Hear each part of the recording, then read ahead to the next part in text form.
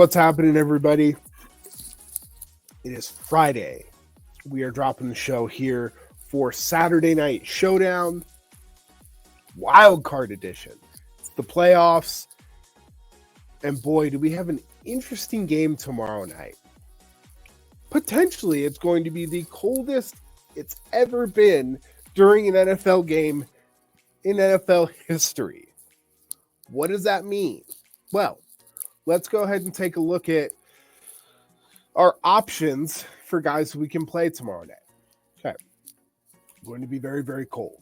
Okay. So right away, in a game like that, number one, I don't care who's playing quarterback.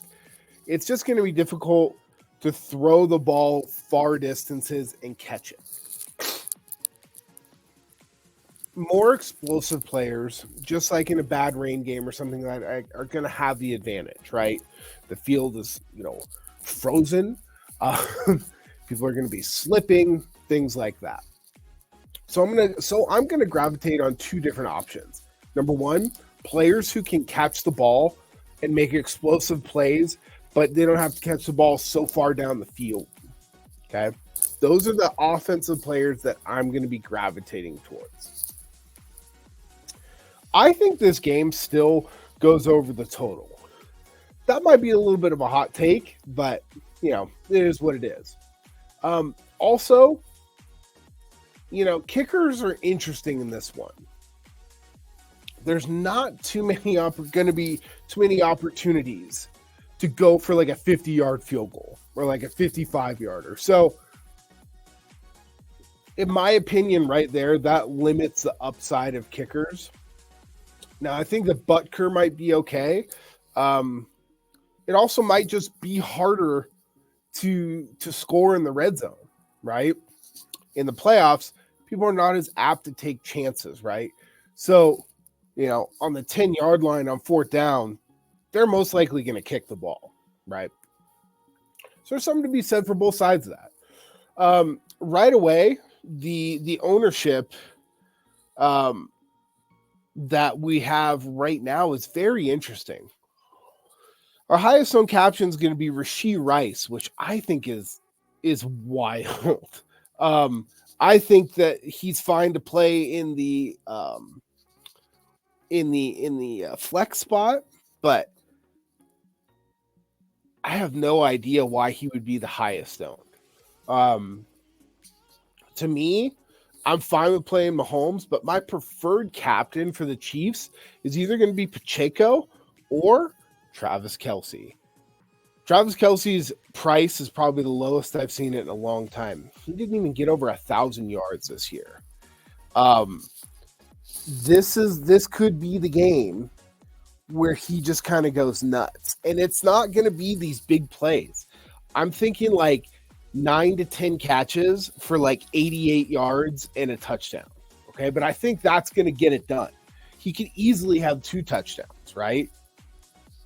It didn't have very many multi-touchdown games, and his ownership is way down. So that really drives me towards Travis Kelce as my favorite option for captain of the Chiefs. Pacheco's probably they're like 1A and 1B for me.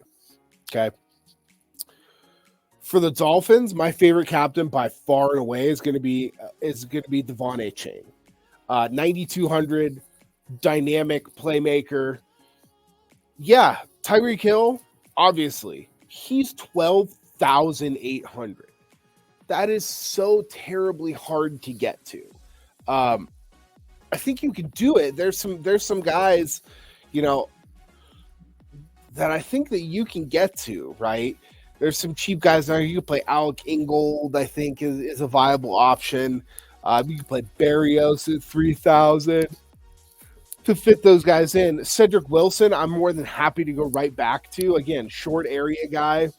And at 2% ownership, if no one's going to play Cedric Wilson, I'm going to have a fair amount of Cedric Wilson. I don't even care if Waddle plays because Waddle constantly gets hurt. Okay, he's constantly missing plays. So, obviously people are going to like Tyreek, but I really like Achane. I think he's kind of the sleeper option. If Raheem Mostert plays, I really like Raheem Mostert. I like if you're going to build like Dolphins heavy, I like playing both running backs because I think that they can both get there. And I think that Miami's path to winning this game, if you're building that kind of a lineup, is obviously running the ball a fair amount. Okay. If I'm going to play a defense, I'm probably going to play the Chiefs defense. Dolphins defense is just way too banged up. Some of their most dynamic playmakers are not playing. But I think, if you want to play Dolphins defense, that's totally fine. Justin Watson, I don't have a lot of interest in just because he's more of the downfield threat.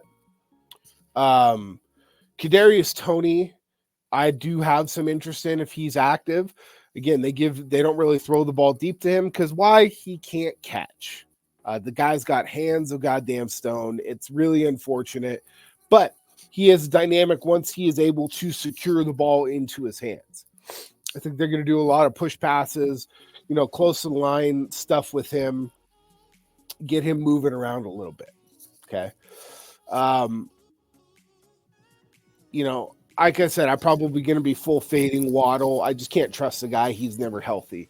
Tua, 11-2, really interesting. I don't know exactly really what to do with Tua. He's expensive. I think that there's certainly a path to play him. Let's see what the optimal lineups that are just generated with no inputs or anything like that. Whatever build type, this is just kind of everything that's thrown out there.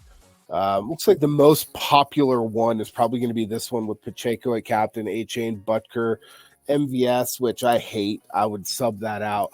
So there's a good one to take a look at, right? So you've got Pacheco, A-Chain. Let me pull up DraftKings here, and we can kind of just talk through this real quick.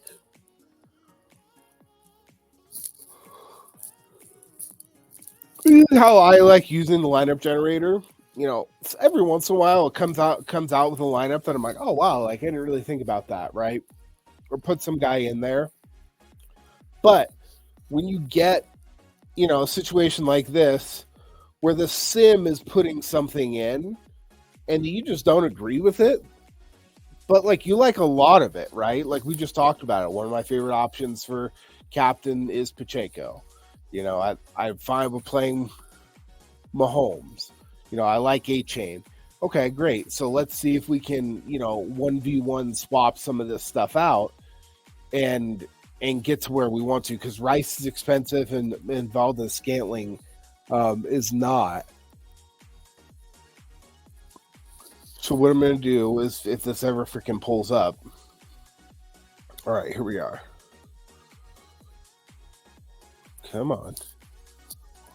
I think everyone and their mother is using DraftKings today because all day it's been going very, very slow.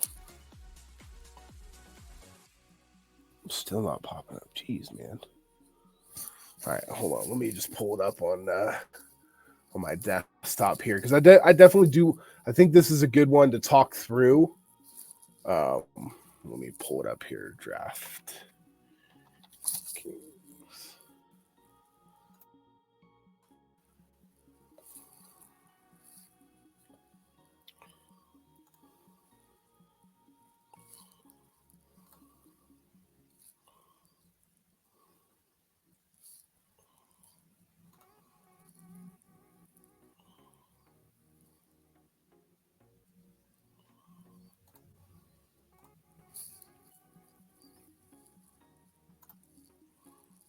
Not going to let me in here.